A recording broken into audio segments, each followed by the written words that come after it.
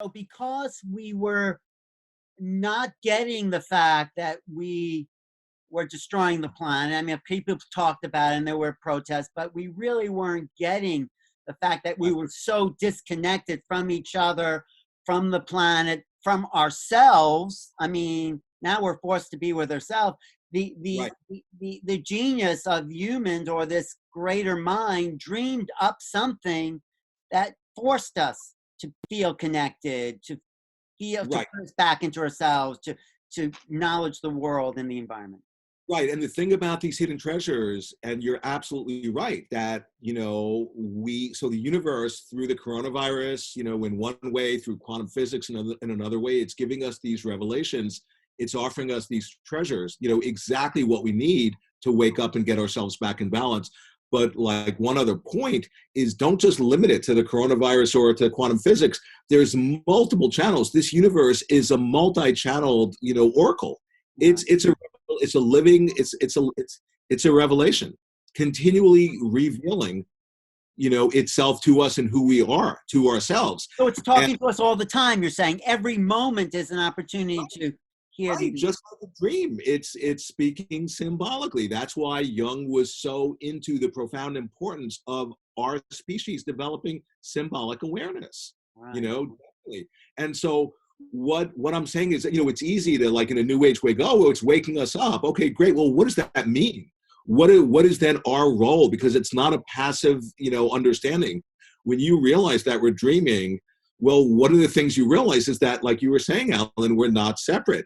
Well, okay, take a look at all the parts of me out in the dream, all of my dream characters who are really afraid and are creating unnecessary suffering for themselves out of that incredible fear or anxiety, instead of realizing the dreamlike nature. And then when you realize that, you access this incredible, think about quantum physics. The act of observation is creative. How do we want to interpret what's happening? How do we want to place meaning on it? In a way that's going to be killing us and creating fear, or in a way that's going to be freeing us and unlocking our incredible creative spirit that interfaces with the sacred?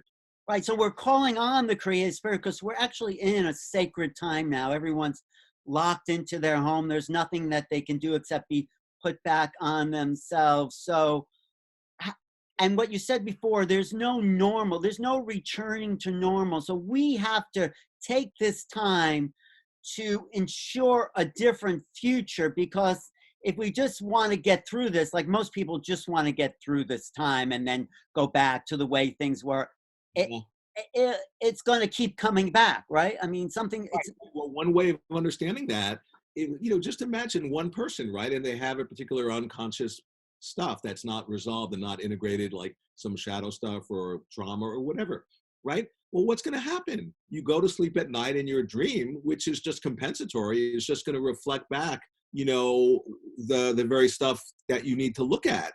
And if you don't get the message, well, guess what? Then you go to sleep the next night and you have a recurring dream, but it's a little bit more amplified because you didn't get the first message. And if you don't get that one, same thing, ad infinitum until you get the message. And this is a huge wake-up call. The way to understand terma, the hidden treasures, they're like an alarm clock. They're waking us up.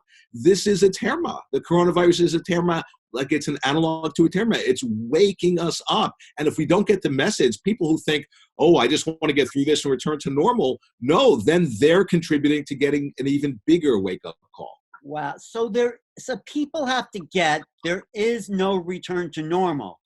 This is the game changer.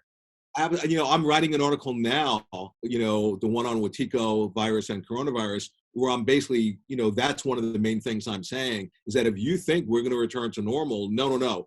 Those were the good old days, or, I'm putting that in quotes because we were killing ourselves. It was a collective psychosis. There's no returning to business as usual, and that you have people, yeah. You have to see through that illusion and go through whatever inner process, whether it's feeling grief or whatever.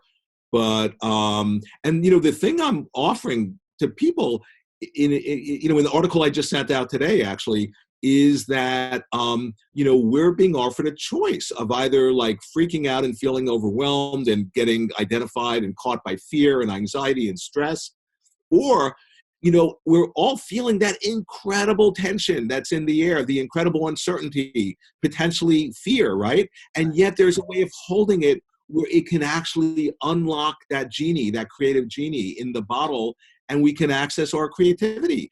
That has never been more available to us. Right, because that's when you're talking, I think that's what it comes down to. We can hold on to the past and pretend we want to go back there, or we can walk into uncertainty. We can walk into an uncertain future in a way that's more exciting than returning to a total global system that wasn't really working for the environment and for lots of people. So how do we walk into uncertainty with Right. wonder and welcoming and genius and excitement?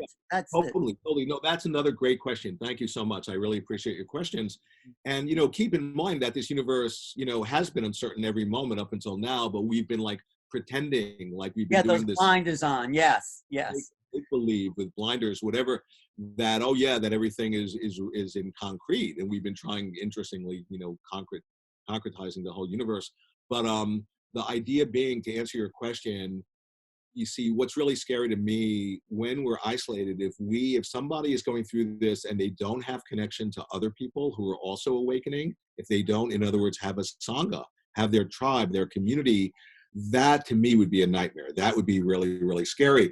But the idea being, when you hook up with other people, and now so many of us are awakening, and interestingly, the word bodhisattva, my favorite translation of the word, is a being in the process of awakening.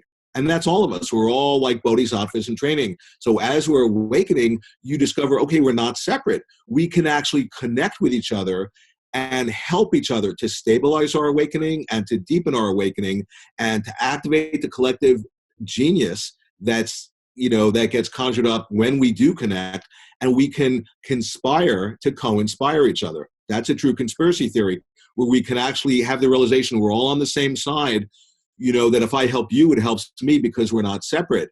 And so, in other words, this incredible portal has opened up for us to actually have the realization of our nature, and to do that together in a way that amplifies that realization. And in a way, that's like sort of the pandemic that I want to create, with you and with everyone. Right. So the way I think you're saying to walk into uncertainty is not to have all the answers, but to also realize you're not alone, that we could build something together because we're all creative geniuses. We dream this up as a way out of the nightmare, and something Right. will.